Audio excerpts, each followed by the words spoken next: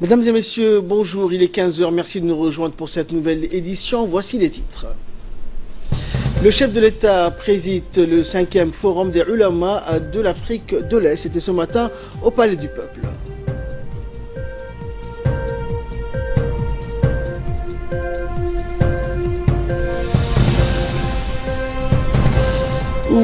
Ouverture donc de la frontière entre l'Égypte et Gaza, des centaines de Palestiniens sur le point de départ. Merci à vous de nous rejoindre. Le 5e forum des ulama de l'Afrique de l'Est est ouvert ce matin au Palais du Peuple et c'est sous le haut patronage du président de la République, Ismaël Omar Guelleh. Cette 5e édition du forum des ulama de l'Afrique de l'Est a démarré avec la lecture d'un verset du Saint-Coran suivi de la présentation d'un poème fort applaudi du poète Abdul Waris.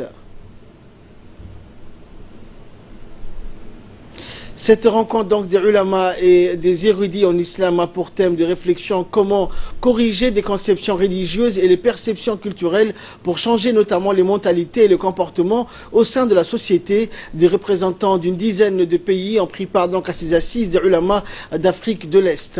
Les pays représentés étant Djibouti, l'Éthiopie, le Rwanda, la Somalie, le Soudan, le Kenya, la Tanzanie, les Comores, la Somaliland, l'Arabie Saoudite et la Turquie. Outre le président de la République et le ministre des Affaires religieuses des biens Warf, Moumin Hassan Barré, deux invités de marque ont pris part à l'ouverture de cette rencontre. Il s'agit du ministre soudanais des biens Warf, Othman Ibrahim, et du secrétaire général du ministère des Affaires musulmanes saoudien. Le secrétaire exécutif du Haut Conseil islamique, Cheikh Oki Qaurah Fatah, et Cheikh Abdurrahman Mohamed Ali, président de la Ligue des Ulama de Djibouti, y ont également pris part. La cérémonie inaugurale de cette 5e rencontre des ulama d'Afrique de l'Est a vu la présence des membres du gouvernement, du Parlement, des autorités civiles et militaires, de diplomates et des représentants des organisations internationales. Les échanges d'idées, les débats et analyses entre participants de ce forum religieux vont durer 3 jours. Et le ministre des Affaires musulmanes, de la Culture et des biens Warf, Moumin Hassan Barré, a prononcé un important discours lors de ce forum. Il a indiqué en outre, je cite, « Je voudrais tout d'abord adresser mes remerciements et ma gratitude vis-à-vis de son Excellence, le Président de la République, que Dieu le préserve, surtout pour avoir honoré de sa présence ses assises et de les avoir parrainées. » Cela reflète donc, a-t-il dit, son intérêt en ce qui concerne la religion, la science et le savoir, ainsi que son engagement sans faille et quotidien en matière de promotion, développement socio-économique et de progrès religieux-culturel. Permettez-moi d'exprimer mes remerciements à nos honorables distingués invités qui ont répondu positivement à notre appel. J'adresse une note de remerciement particulière à son Excellence Abou Bakr Othman Ibrahim, ministre de l'Orientation et des Affaires Warf, des biens Warf du Soudan. Je voudrais également remercier encore une fois le Président pour son soutien illimité et son vaste intérêt pour la science, le savoir et son respect des érudits, des imams et des prédicateurs dans le domaine religieux. Et durant son règne, la bénédiction et la prospérité se sont installées dans notre pays et cela se reflète à travers l'amour de nos citoyens pour le pèlerinage et le flux de plus en plus important chaque année des fidèles pèlerins en partance pour la Mecque. Ce 5e forum s'intitule donc à bon escient correction des conceptions religieuses et des perceptions culturelles afin de changer les mentalités et les comportements au sein de nos sociétés, et c'est le slogan libérer les esprits et les énergies pour promouvoir l'harmonie et la cohésion sociale afin de parvenir à un développement pluriel et durable. Il faut bien sûr, a poursuivi le ministre, un point de départ pour étudier en profondeur l'impact de conceptions culturelles sur le comportement des individus. Nous sommes convaincus, a indiqué le ministre, que l'étude de tout phénomène social a besoin d'une action collective et un effort commun entre les différentes disciplines scientifiques combinant les sciences islamiques et les sciences sociales et la science tout court pour impulser une image complète et correcte de l'islam à travers notamment une synergie d'esprit dans laquelle les textes religieux et autres se combinent et se complètent mutuellement. Fin de citation.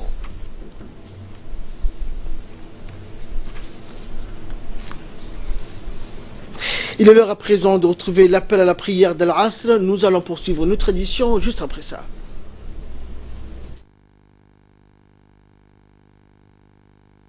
إن الصلاة كانت على المؤمنين كتابا موقوتا.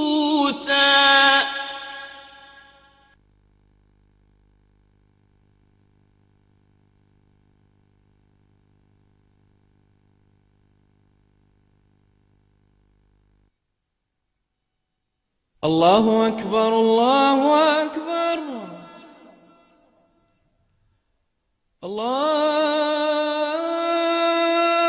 أكبر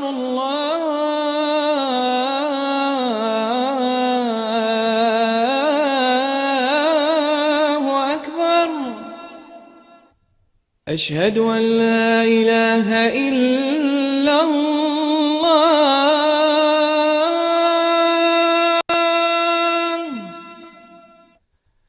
أشهد أن لا إله إلا الله.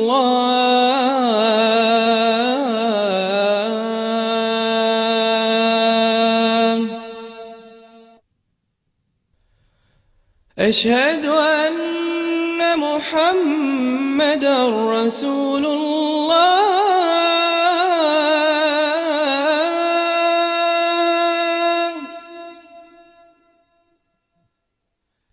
أشهد أن محمدا رسول الله.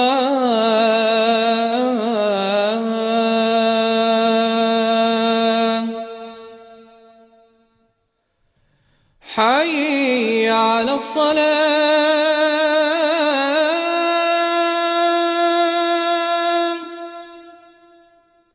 حي على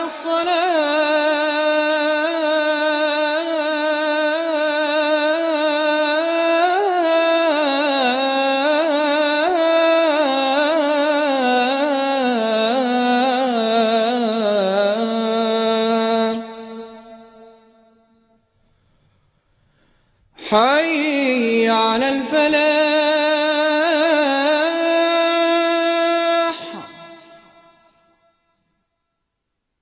حي على الفلاح.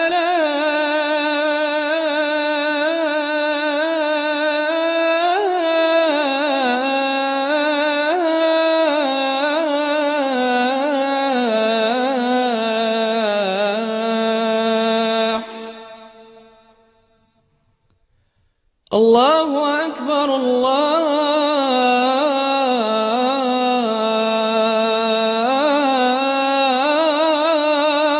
أكبر. لا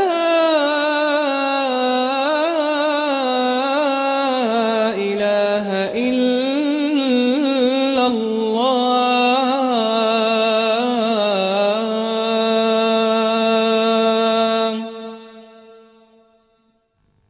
اللهم رب هذه الدعوة التامة والصلاة القائمة آت سيدنا محمدا الوسيلة والفضيلة وابعثه اللهم مقاما محمودا الذي وعدته إنك لا تخلف الميعاد.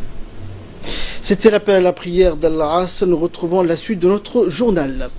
Dans son discours donc prononcé à l'occasion de ce 5e forum des ulama de l'Afrique de l'Est, le président de la République, Ismaël Omar Guelleh, a notamment insisté sur la nécessité de réconsidérer les concepts et les perceptions en ce qui concerne donc l'islam, afin, a-t-il dit, de changer les mentalités et les comportements au sein de la société. Après avoir donc adressé ses salutations et remerciements les plus sincères à tous les éminents participants, érudits, penseurs et hommes de religion, le président n'a pas manqué donc de souligner le grand défi qui attend les intellectuels et penseurs religieux de tous bords, afin, a-t-il dit, de clarifier les idées, de corriger donc les préjugés, afin de rehausser la connaissance et le vrai visage de la religion de vérité qu'est l'islam. Le président a dans la foulée précisé qu'il faut sans tarder regrouper toutes les énergies et forces vives du monde islamique, et notamment celles de la religion de la région de l'Afrique de l'Est, pour promouvoir les vrais concepts et idéaux de l'islam, pour un développement durable de l'islam à travers les nations et les continents, dans le but de renforcer la solidarité, la cohésion, la paix et l'amour au sein de l'islam et des musulmans. Il est nécessaire, a souligné le chef de l'État, d'unifier les efforts afin de réactiver les différentes prérogatives des institutions religieuses, éducatives et scientifiques, et ceci, a dit le président, pour affronter efficacement les transformations et réformes au sein de nos sociétés contemporaines dans tous les domaines. Il faudrait, a poursuivi le chef de l'État, encadrer les jeunes dans le but donc d'affermir leurs connaissances et leur compréhension dans le domaine de la religion islamique. Sachez que notre religion véhicule des valeurs spirituelles et morales de juste milieu, recommandant donc aux fidèles à coexister dans un esprit de tolérance, d'ouverture, de respect de l'autre. Et c'est un fait, a précisé le président, de sorte de pont et de tremplin de coopération pour une intégration effective et saine de toutes les franges de notre société. Le président n'a pas manqué de louer donc les comportements de nos jeunes qui, a-t-il dit, sont devenus par la grâce de Dieu intelligents, compétents et hautement qualifiés, et c'est grâce à nos institutions, nos écoles et nos centres d'apprentissage divers, notamment éducatifs, académiques, recherche ou autres, distillant donc des conseils pédagogiques et moraux à travers des programmes bienveillants. Il faut cependant, ajouter le chef de l'État, redoubler des efforts pour mieux exploiter les énergies émanant de tous les secteurs de développement. Tous ces efforts doivent converger dans le même sens, à savoir consolider la stabilité, la sécurité pour une prospérité et l'indépendance des idées pérennes et fiables.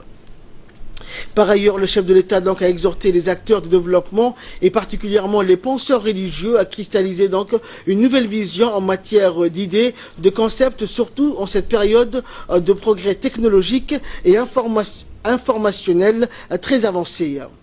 Je fais allusion, a-t-il dit, aux réseaux sociaux, des canaux de communication élargis à toutes les sociétés. Ces canaux doivent être donc canalisés pour mieux véhiculer donc les vraies valeurs de l'islam. Faudrait-il être vigilant pour que ces dits réseaux sociaux façonnent donc dans le bon sens nos jeunes. Cet état de fait nous impose de facto d'étudier donc en profondeur leurs effets plus ou moins néfastes.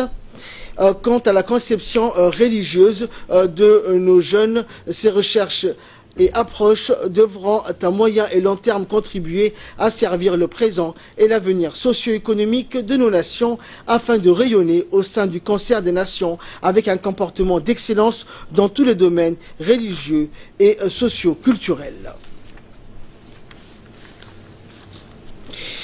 Et pour nous en dire plus concernant donc ce 5e forum des ulama qui s'est tenu au Palais du Peuple aujourd'hui, nous avons donc comme invité aujourd'hui Cheikh Ahmed Hassan Migane, représentant du ministère des Affaires musulmanes, de la Culture et des Biens Warf. Bonjour Cheikh Ahmed. Bonjour. Et merci à vous d'avoir accepté notre invitation. Alors quel a été le but donc de ces forums? Je vous remercie tout d'abord de m'avoir invité. Et puis aussi, c'est un honneur de représenter aujourd'hui le ministère des Affaires musulmanes pour cet événement qui est exceptionnel pour le monde musulman, pour le monde islamique, pour la religion musulmane. C'est ce forum qui a regroupé les ulémas et les penseurs de l'Afrique de l'Est. Alors, le but de ce forum, c'est d'éveiller les esprits afin de consolider la cohésion communautaire, renforcer le tissu social et diffuser la culture de la paix et l'effort pour changer les mentalités, pour changer le comportement au sein de la société. Voilà un peu, de façon très synthétique, le but recherché de ce forum. Alors, est-ce que le discours religieux est le même, surtout en ce moment où plusieurs jeunes dans le monde sont embrigadés par le terrorisme? Ça, c'est une excellente question, parce que c'est une question qui nécessite une intervention plus importante que cela. C'est qu'en fait, aujourd'hui, par ce qui se passe, il y a un défi par rapport aux ulémas ou aux anciens musulmans. Les ulémas, les savants musulmans doivent trouver des solutions. Mais le discours doit être changé. Pourquoi? Parce que le discours ancien n'est plus valable. Il faudrait que les penseurs musulmans et les savants musulmans puissent trouver d'autres canaux, d'autres réflexions, mener d'autres réflexions selon l'environnement actuel. Parce que le temps change, les environnements changent, et c'est un défi, et il faut une réflexion vraiment permanente. Donc ce discours doit changer. Le discours, et c'est pour cela que ce forum essaie de regrouper les éléments pour pouvoir essayer de trouver des solutions par rapport à la problématique actuelle du monde musulman. Et la particularité de ce forum, donc quelle a été sa particularité par rapport au forum des années précédentes? Alors, ce qu'on peut citer, c'est que la grande nouveauté, en fait, et ça, on peut louer la perspicacité et en fait l'intelligence en fait du ministère de l'actuel ministre, parce que c'est la première fois dans un forum où on regroupe deux catégories de savants. Avant, il y avait ce qu'on appelle ulama al-nusus, ce qu'on appelle les savants des textes, qui connaissent le Coran, les hadiths. Mais aujourd'hui, nous avons à côté des savants ce qu'on appelle ulama al-waqi', c'est-à-dire des savants ou des penseurs qui sont spécialistes de l'environnement, c'est-à-dire les intellectuels. Donc on a regroupé pour la première fois aujourd'hui, c'est-à-dire dans ce forum, et les intellectuels et les savants musulmans pour discuter de la problématique et de ce thème qui est quand même très important. Et enfin, donc, quelle stratégie sera adoptée pour transmettre notamment les résolutions qui sortiront de ce forum? Alors c'est toujours la même problématique. On nous dit, à chaque fois quand il y a des forums qui se font chaque année, on nous dit que ça reste entre experts, ça reste dans des livres, ça reste dans des recueils. Mais ça n'arrive jamais. Voilà. Oui. C'est-à-dire en fait l'objectif c'est quoi? L'objectif c'est de changer la mentalité. Et on va changer. Nous, les gens qui se réunissent, les ulémas qui se réunissent, les penseurs qui se réunissent, les intellectuels qui se réunissent, eux, ils comprennent la problématique, ils en ont discuté. Maintenant, il faudra transmettre cela au reste de la population. Et pour cela, c'est très important de créer ce qu'on appelle une plateforme régionale, une plateforme régionale qui va faire un échange entre les ulémas de l'Afrique de l'Est. Il y a aussi une manière de propager qui est sensibiliser sur l'utilisation de techniques de communication qui actuellement est en vogue, c'est-à-dire notamment les médias sociaux, c'est-à-dire les réseaux sociaux, exactement. Voilà, c'est ça. En fait, c'est ça qui manque. Il y a énormément de communication, exactement. Voilà, il y a énormément d'études qui sont faites. Il y a énormément de recherches dans le domaine religieux. Comment changer le comportement du musulman, du jeune musulman. C'est-à-dire, on va dans un premier temps essayer de modifier, de corriger la perception religieuse, mais également on corrige et on va mettre sur papier, mais le seul problème, c'est le défi, c'est de transmettre cela et de convaincre. Et là, on pourra dire qu'on a atteint notre objectif. Oui, un dernier mot? Non, ça, en fait, ce que je voulais un peu en conclusion dire que, en fait, ce genre de forum, il est très intéressant. Pourquoi? Parce qu'en fait, il se tient chaque année, une fois par an. Mais ce qui est important ici, c'est qu'il y a, dans un premier temps, il y a une rencontre qui s'est faite. Une rencontre des gens qui habitent dans cette région, mais également des pays frères comme l'Arabie Saoudite, le Soudan, la Turquie.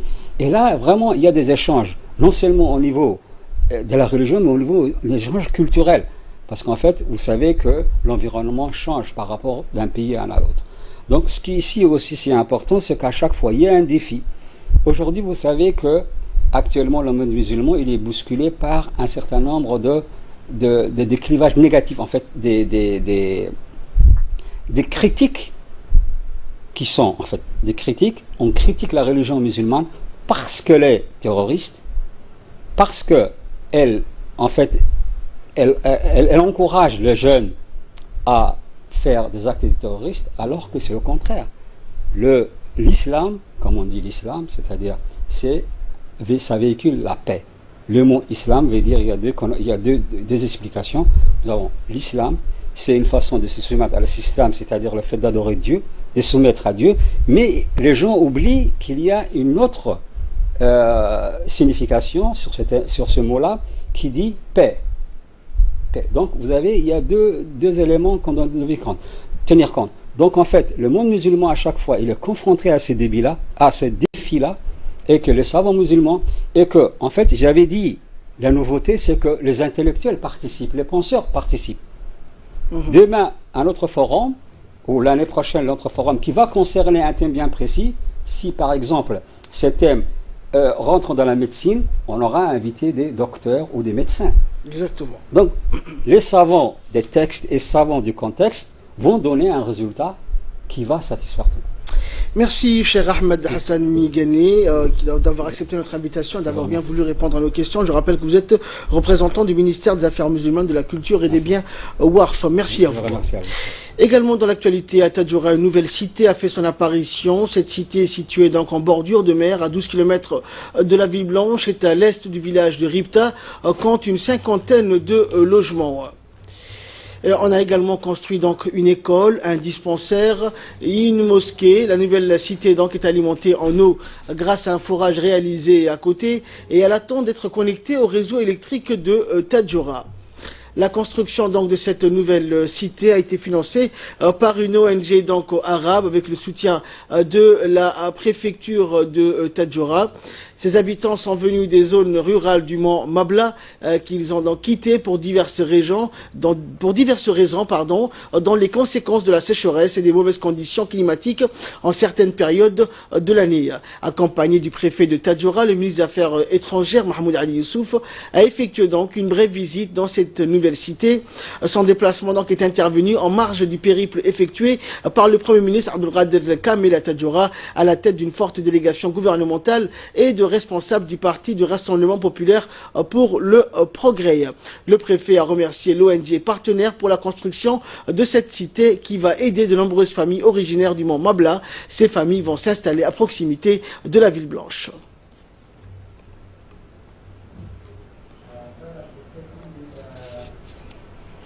Et le chef de la diplomatie djiboutienne Mahmoud Ali Youssouf, qui a suivi de près la réalisation de ce projet, s'en explique. Une initiative que les gens de la région ont prise pour pouvoir justement renforcer la résilience dans la région de Tadjoura. En présence de moi, donc à mes côtés, j'ai le préfet de Tadjoura qui a beaucoup œuvré pour que la région puisse justement pouvoir bénéficier de ces infrastructures. J'ai également le député Youssouf Moutouna qui consacre beaucoup de son temps, ainsi que les Oukal de la région, Hassan Moussa, Saïd Chehem et d'autres sont là aussi, Djilani Hamadou. Ils sont tous là, ce sont les Oukal de la région qui nous a accueillis à bras ouverts et qui ont célébré avec nous d'abord la construction de ce village et ensuite toutes les activités maintenant qui vont commencer autour de ce village pour que la population de cette région puisse vraiment bénéficier d'infrastructures qui leur permettent de consolider la résilience et surtout faire face aux défis du climat et à toutes les difficultés auxquelles ils font face quant donc à leur vie quotidienne. Voilà, je tiens à remercier tous les chefs de cette région qui ont fait un travail remarquable, ainsi que les donateurs qui ont permis la construction de ce village. Je remercie également la ministre des Affaires sociales qui a permis d'éclairer le village, ainsi que la ministre de la Promotion de la Femme qui apporte souvent ses contributions pour permettre aux villageois de pouvoir vivre une vie décente. Je vous remercie. Également dans l'actualité, le ministère délégué chargé de la décentralisation a organisé donc ce matin une rencontre visant à analyser les déficiences constatées lors des enregistrements de naissance des nouveau-nés en République de Djibouti, en particulièrement dans les régions. Une introduction donc a été faite sur cette question par le secrétaire général du ministère, Mohamed Issa Faradja, qui a mené donc une enquête sur la question. Une étude a été initiée par le ministère de la décentralisation avec l'appui financier de l'UNICEF et le concours d'un consultant international, Djoké Kossi. Au cours de cette rencontre, la représentante adjointe de l'UNICEF à Djibouti a pris la parole pour expliquer l'importance de l'état civil. Les participants à cette rencontre ont estimé qu'il existe des difficultés lors des enregistrements des naissances en République de Djibouti. Des recommandations ont été formulées par les participants pour faciliter ces enregistrements. Et enfin, page nécrologie pour clore l'actualité nationale. C'est avec beaucoup de tristesse et d'émotion que nous avons appris ce matin le décès survenu de notre cher collègue Abdou Idriss Ali, survenu à l'hôpital général Pelletier. Feu Abdou Idriss Ali, né en 1952 à Ali Sabié, travaillait à la RTD depuis 1981 en tant qu'opérateur radio puis technicien à la régie TV. Feu Abdou Idriss était père de plusieurs enfants et comptait de nombreux petits-enfants. Feu Abdou Idriss donc était apprécié par l'ensemble de ses collègues et ses amis pour sa gentillesse et sa générosité. L'ensemble du personnel de la radio-télévision de Djibouti, tout comme la direction générale, présente leurs sincères condoléances les plus attristées à la famille et aux proches du défunt en ce douloureux moment. Et prie tous donc le Tout-Puissant d'avoir pitié de son âme et de l'accueillir dans son paradis éternel. Inna lillahi wa inna ilayhi raji'un. Et de là, nous passons à l'actualité hors de nos frontières avec Asma Oubaka. Bonjour Asma. L'Égypte, Asma, donc, a ouvert ses frontières avec Gaza. Des centaines de Palestiniens sur le départ. Oui, effectivement, le Caire a ouvert hier le point de passage de Rafah entre l'Égypte et Gaza, sous le contrôle de l'autorité palestinienne. Une première depuis que le Hamas a pris le contrôle de l'enclave en juin 2007. Cette ouverture illustre l'avancée dans l'accord de réconciliation entre les deux frères ennemis palestiniens, le Fatah et le Hamas, après avoir annoncé le 1er novembre le transfert du contrôle des postes frontières de la bande de Gaza. Un premier point de passage a rouvert hier, fermé depuis août dernier. La partie égyptienne du pont de Rafah a donc laissé entrer une dizaine de bus sur son territoire. C'est ce qu'a indiqué un responsable palestinien. Les voyageurs donc sont majoritairement des malades ayant besoin de soins, des étudiants ou des personnes bloquées devant retourner à leur travail à l'étranger. L'ouverture de la frontière doit durer 3 jours et jusqu'à 20 000 personnes se trouvant dans l'enclave palestinienne ont présenté des demandes pour pouvoir entrer en Égypte. En fin de journée hier, donc Ahmad, ils étaient encore des centaines à attendre l'autorisation de pouvoir monter à bord d'un bus en direction de l'Égypte. Et toujours en Afrique, en Guinée équatoriale cette fois-ci, Asma, le parti au pouvoir remporte les élections. Oui, le Parti démocratique de Guinée équatoriale, au pouvoir depuis près de 40 ans maintenant dans le pays, a remporté une nouvelle fois, sans surprise, des élections législatives, sénatoriales et municipales du 12 novembre, selon donc les résultats officiels rendus publics hier soir. Le Parti démocratique de Guinée équatoriale et ses 14 partis alliés obtiennent la totalité des 75 sièges de sénateurs et ont été élus à la tête de toutes les mairies du pays. C'est ce qu'a annoncé le président de la commission électorale nationale du Guinée, Clément Nguema. Il remporte également 99 des 100 sièges de la Chambre des députés, où un unique député de l'opposition, membre du Parti citoyen pour l'innovation, a été élu dans la circonscription de la capitale, à Malabo. Merci Asma pour toutes ces explications. Merci à vous de nous avoir suivis. C'est la fin de cette édition. Excellent après-midi sur Télé Djibouti.